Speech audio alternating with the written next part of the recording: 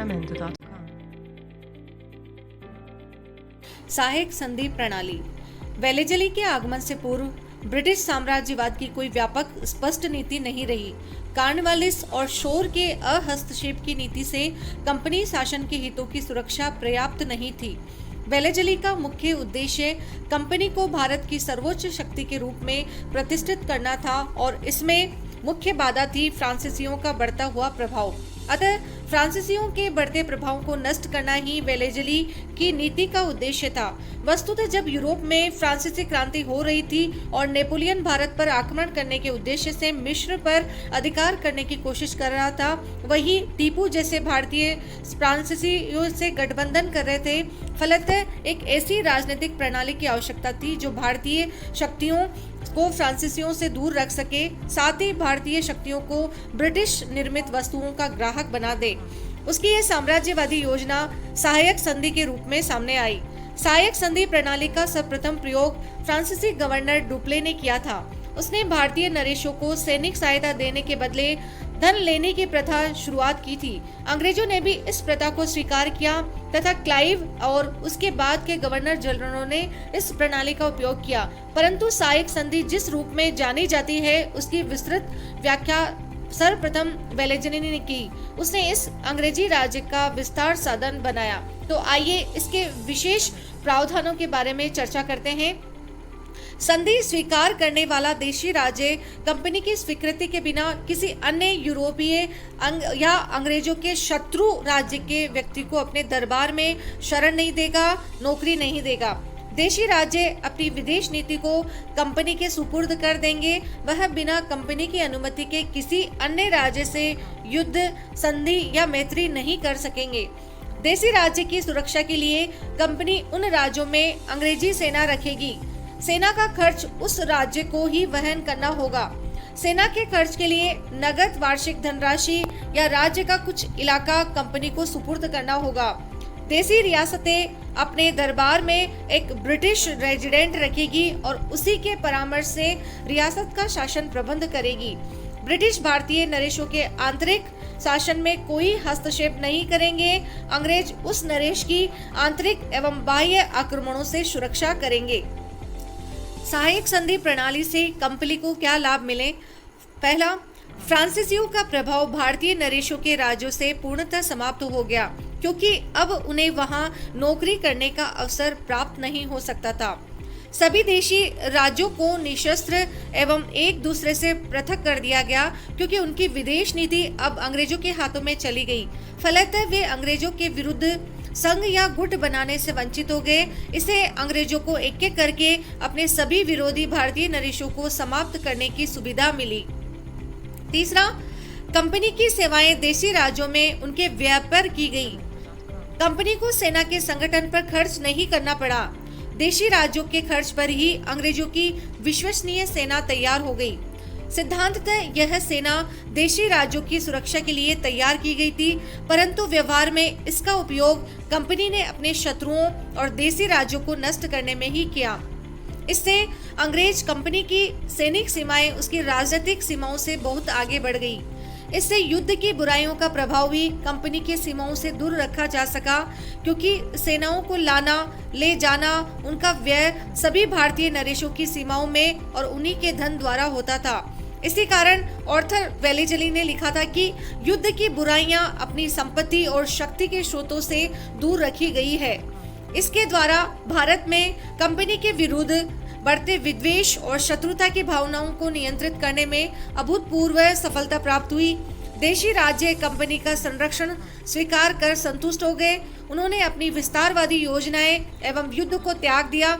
इस तथ्य को स्वीकार करते हुए वेलेजली ने कहा, इस व्यवस्था से अंग्रेज सरकार भारतीयों की महत्वाकांक्षा और हिंसा की उस भावनाओं को अधिकार में रख सकी जो एशिया के प्रत्येक सरकार की विशेषता थी, और इससे वह भारत में शांति स्थापित करने में समर्थ हो सकी। इस प्रकार सहायक संधि कंपनी के लिए अत्यंत लाभप्रद सिद्ध हुई। बहुत से राज्य कंपनी के नियंत्रण में आए और अब कंपनी अपने आर्थिक व व्यापारिक हितों को ठोस रूप में पूरा कर सकी। देशी राज्यों पर कुप्रभाव। इस संधि के देशी राज्यों पर क्या क्या प्रभाव पड़े? देसी रियासतें निशस्त्रीकरण एवं विदेश नीति पर कंपनी की सर्वोच्चता स्वीकार कर अपनी स्वतंत्रता गवा बैठी। देसी रियासतों के शासक नाम मात्र के शासक रह गए और उनकी सार्वभौमिक शक्ति समाप्त हो गई। सुरक्षा के बदले देशी राज्यों ने स्वतंत्रता को गिरवी रख दिया। राज्यों में जो अंग्रेज रेजिडेंट रहते थे उन्हें यद्यपि आंतरिक मामलों में हस्तक्षेप का अधिकार नहीं था, परंतु वे इसका उल्लंघन हमेशा करते थे और निरंतर दैनिक कार्यों में वो हस्तक्षेप करते रहते थे। फलतः शासकों ने धीरे धीरे शासन का भार रेजिडेंटों को ही सौंप दिया और शासन में उनकी अब जो रुचि थी पहले वो भी नहीं रही। देशी राज्यों की अर्थव्यवस्था बिगड़ गई। सेना पर एक बहुत बड़ा व्यय उन्हें करना पड़ता था। सेना का व्यय लगातार बढ़ाया जा रहा था, जिसे देने में असमर्थ होने पर उनकी कंपनी नगद राशि के बदले बहुत बड़ा धन और बहुत बड़ा धनी प्रदेश उनसे हथिया लेती थी। ब्रिटिश सेना जो सुरक्षा के कारण ये विलासी और निकम्मे हो गए थे, इसमें स्वाभिमान एवं उत्तरदायित्व का कोई भी अंश नहीं रह गया था। सुरक्षा की चिंता से मुक्त होकर वे तानाशाही करने लगे थे। दुखी जनता के पास विद्रोह का ही शस्त्र होता है, परंतु जब राजा के ऊपर कंपनी का हाथ था तो विद्रोह सफल कैसे हो सकता था। इस तरह भारतीय नरेशों की राष्ट्रीय भावना, साहस, सैन्य संगठन सभी को समाप्त कर दिया गया। फलतः भारतीय राज्य निरंतर पतन की ओर बढ़ गए। मुनरो ने कहा था कि मित्र राज्यों को राष्ट्रीय चरित्र की स्वतंत्रता और समस्त सम्मानपूर्ण व्यवहार खोकर ही सुरक्षा प्राप्त हुई थी। इस प्रकार सायक संधि ने जहां ब्रिटिश हितों की सुरक्षा हुई, वहीं देशी राज्यों को उसके दुष्परिणाम झेलने पड़े। कुल मिलाकर ब्रिटिश दृष्टि से वेलेजली की सायक संधि अधिक सफल रही। सायक संधि का क्रियान्वयन। वेलेजली ने सायक संधि को व्यवहारिक रूप प्रदान किया।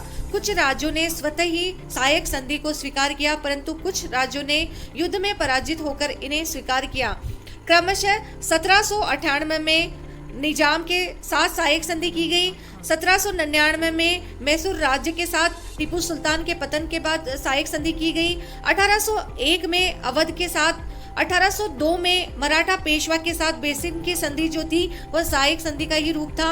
1803 में भोसले, 1804 में सिंधिया के साथ, और इस प्रकार लगभग धीरे धीरे सायक संधि समस्त देसी रियासतों के साथ की गई। कुशासन के आरोप में भी वेलेजली ने अनेक राज्यों को कंपनी के संरक्षण में ले लिया, जैसे कर्नाटक, तंजौर, सूरत।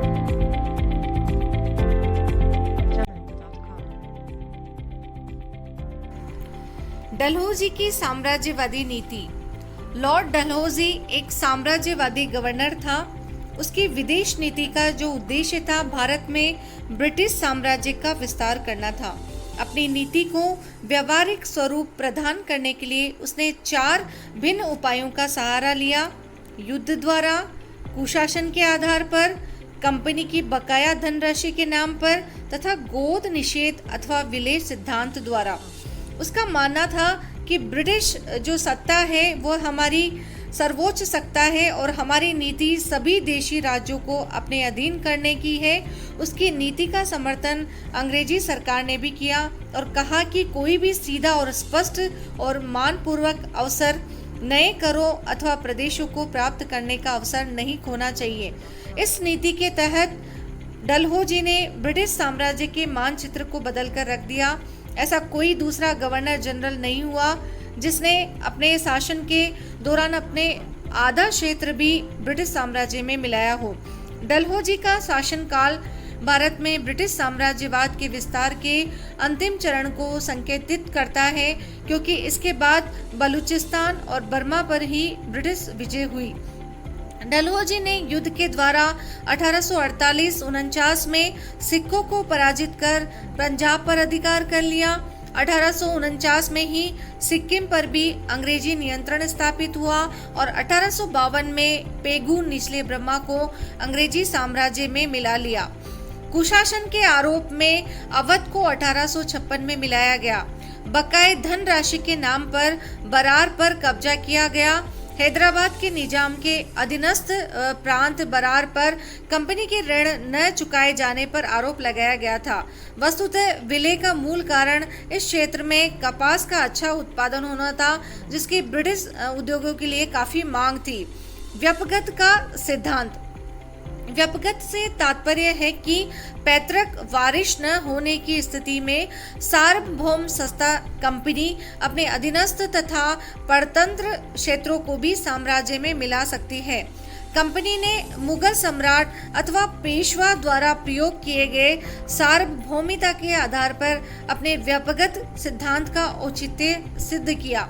दरअसल मुगल सम्राट अथवा पेशवा द्वारा राज्य की मान्यता के लिए नजराना लेना सत्ता का एक औपचारिक प्रतीक था, परंतु राज्य को अधीन करने का कोई उदाहरण उनके सामने प्रस्तुत नहीं किया गया। भारत में गोद लेने की प्रथा प्राचीन काल से ही विद्यमान थी। धर्म एवं परंपरा दोनों रूपों में यह अधिकार सदैव रहा। 1825 में अंग्रेज सरकार ने भी इस प्रथा को मान्यता देते हुए घोषणा की कि प्रत्येक सत्ताधारी शासक को हिंदू कानून के अनुसार पुत्र गोद लेने का अधिकार है तथा अंग्रेज सरकार इसे स्वीकार करने के लिए बाध्य है। 1834 में इस नीति में परिवर्तन आया और यह कहा गया कि गोद लेने को नामंजूर करना आपके हाथ में है और जब मंजूरी देने की बात हो तो बहुत कम मंजूरी देनी चाहिए। इस तरह गोद लेने के मामले में अंग्रेजी सरकार के यहाँ निश्चित नियमों का अभाव था। कुछ मामलों में स्वीकृति प्रदान की गई जबकि कुछ मामलों में इसका विरोध किया गया। कंपनी की इस ढीली नीति को डलहौजी ने साम्राज्य विस्तार का नया हथियार बनाया। उसने गोद लेने वालों की प्रथा पर पाबंदी लगाकर संतानहीन शासकों के राज्यों को अंग्रेजी साम्राज्य में मिलाने की योजना बनाई। इस संदर्भ में उसने भारतीय राज्यों को 3 श्रेणियों में बांटा। प्रथम श्रेणी में उन राज्यों को रखा गया जिनके निर्माण में अंग्रेजी सरकार का प्रत्यक्ष अथवा अप्रत्यक्ष योगदान था। ऐसे राज्यों के शासकों के गोद लेने की प्रथा पर पूर्ण रूपेण पाबंदी लगा दी गई। दूसरा जो श्रेणी के राज्य थे अंग्रेजी सरकार के अधीनस्थ राज्यों की श्रेणी में रखा गया। इन राज्यों के शासकों के लिए यह व्यवस्था की गई थी कि वे गोद लेने से पूर्व सरकार की स्वीकृति प्राप्त करेंगे। स्वीकृति प्रदान करने या नहीं करने का अधिकार कंपनी के पास सुरक्षित था। तृतीय श्रेणी स्वयं देशी राज्यों की थी।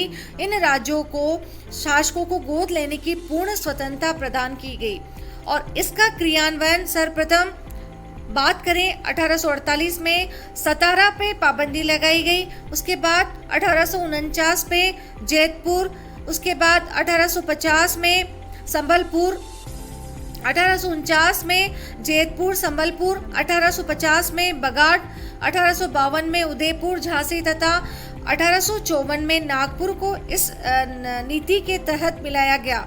इस प्रकार जो डलहौजी की जो नीति थी वो बहुत ज़्यादा देशी राज्यों के प्रति खराब थी। वो सारे देशी राज्यों को अपने साम्राज्य में मिलाना चाहता था। आलोचना डलहौजी की विलय नीति की आलोचना की जाती है। देशी राज्यों को 3 श्रेणियों में विभक्त करना ही अनुचित था। देशी राज्यों का निर्माण न तो अंग्रेजों ने किया था और न ही वे भारत के वैधानिक रूप से सर्वोच्च सत्ता थे। भारत का सम्राट अभी भी मुगल सम्राट ही था और सैद्धांतिक रूप से सभी भारतीय राज्य उसी के अधीन थे। स्वयं अंग्रेज भी मुगलों से दीवानी प्राप्त किए हुए थे। फिर कब और कैसे भारत की सर्वोच्च सत्ता बन गए? स्पष्ट है कि अंग्रेजों ने सर्वोच्च सत्ता का अधिकार केवल शक्ति के आधार पर प्राप्त किया था। इसके पीछे कोई नैतिक या कानूनी अधिकार प्राप्त नहीं था। हिंदुओं में गोद लेने की प्रथा धार्मिक व कानूनी रूप से मान्य थी। इसमें हस्तक्षेप करने का कोई नैतिक और वैधानिक आधार नहीं था।